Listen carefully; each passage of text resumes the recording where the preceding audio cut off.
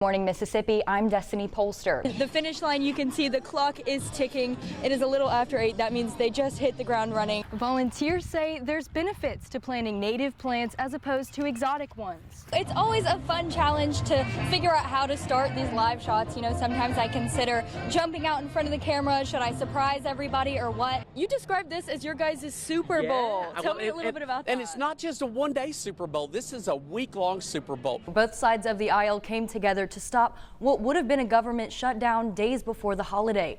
Mackenzie and I will be here for a little longer enjoying the fun. If you can get a good look of her behind me. After that, it was time to gear up with water shoes, life vests, and snorkels. And it's a really fun experience, and they're really cute. The week-long day camp is full of hands-on experiences just like this. The community's angels or children have been able to receive donated Christmas gifts through the Salvation Army's Angel Tree program. This room, as you can see, is filled with toys, and all of these toys have been collected since October by members of the community wanting to donate to kids in need. And if you take a look, obviously the room is filled with toys here. There's bikes, puzzles. The testing showed only 8 of 44 were being honest about their product. A 6-foot menorah will be lit to celebrate the second night of Hanukkah. Joining me now to talk a little bit more about this is the owner of Quakes in Ocean Springs, Marie Garvin. You know, as journalists, we go a lot of places, we see a lot of things, but things like this are definitely my favorite historical moments, things that you can look back at and say, wow, I was there and I was a part of that. But, you know, these Cruising the Coast events really speak for themselves visually. Hundreds of classic cars still piling into the D'Iberville Civic Center here.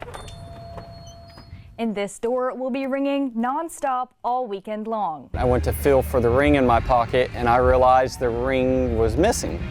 Even harder than trying to find a needle in a haystack is trying to find a missing engagement ring in a crowd of cruisers. This was the reality for Zachary Ashworth from Pensacola, who was planning to pop the big question to his girlfriend, Catherine Carver, this weekend. And I literally just dropped my drink on the ground and she looks at me and goes, "You okay?" Because I just dropped my drink all over the ground. Instead of asking those 4 special words, he was asking for help on the Cruisin' Facebook page. And miracles work in funny ways. I looked down and I saw a ring just sitting there right on top of the grass, gold.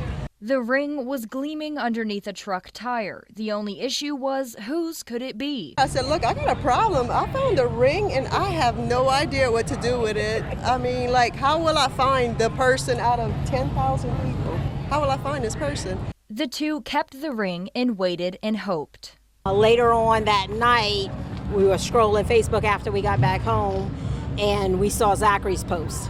And I was like, oh my God, we have your ring. The Good Samaritans planned to meet up with Zachary to return the well-traveled engagement ring, the moment hundreds of Facebook users were anxiously waiting to see. Yes, ma'am. So who's the lucky person that found it? That would be me. It's your ring. That's it, I hope. That is it. It was luck. Take it. Trust me. Give me a hug. I greatly appreciate this very much. So it was a huge relief. It was awesome. We were excited. Yes. Yeah. I mean, that was our main goal. Yes, to get this guy his ring back. The official engagement may be postponed, but the couple surely will never forget this weekend. In Ocean Springs, Destiny Polster, WLOX News Now.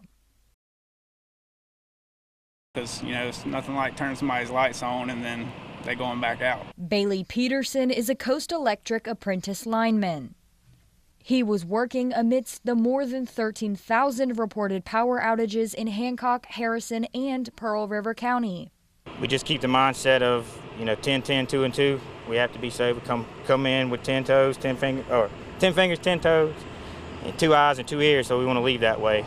Francine carried a maximum of 90-mile-per-hour sustained winds. Crews were told to step back from work around 10 p.m. Once winds hit about 35 miles an hour, being in a bucket truck is just not safe. So we do call them in for their safety. We want them to get good rest as well. Francine prompted Coast Electric to bring in 200 additional crew members and 100 extra right-of-way workers. We serve low-lying areas of Hancock County, and in those areas it's typically the water threat and the storm surge threat. In Pearl River County, which is where we are now, it's where the majority of our outages occurred during this storm. It's typically wind, limbs and trees on lines and things like that. Even though work came to a halt in the height of the storm, senior engineer tech CJ Wilson says on Thursday the team won't sleep until all of the lights are back on. The number one question people ask us is how bad, how intense do you think it's going to be? Well, my mindset, my opinion is weather's going to come. It's going to be here with us for the rest of our lives. So we either prepare, stay prepared, we stay ready, we don't have to get ready. And so being back out today after dealing with all the forces last night, how are you feeling? Yes, ma'am. It's a privilege, honestly, to be able to help our community through something like this and to be able to turn, our members' lights back on and to see the smiling faces when we do turn someone's lights on. It's a privilege to be able to do this for a living. In Pearl River County, Destiny Polster, WLOX News Now.